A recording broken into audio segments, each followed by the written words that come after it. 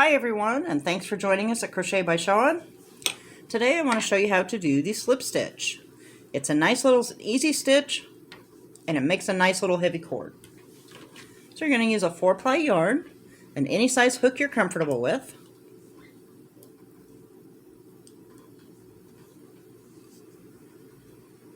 Make your knot and we're going to chain 10. 1, 2, 3, 4, 5, 6, 7, 8, 9, and 10. And since we're going to work off a basis of 10 stitches like we usually do, we are going to chain one more just for a turning chain. We're going to go through that back bump like we do, yarn over, pull through, and just slip it on through. Through the back bump, yarn over, pull up your loop, slip it on through.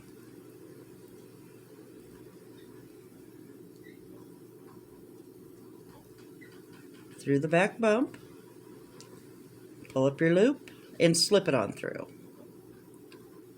Through the back bump, pull up your loop, and slip it on through.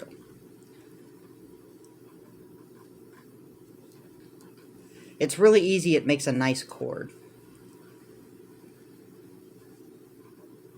And there's different patterns, especially doilies, there's a lot of slip stitches in. Pull up your loop, slip it on through. Through the back bump, pull up your loop, and slip it on through. Through the back bump, pull up your loop, and slip it on through. And there's your slip stitch. So anytime you see slip stitch in a pattern, you'll know exactly what to do. Thanks so much for watching, and we'll see you next time.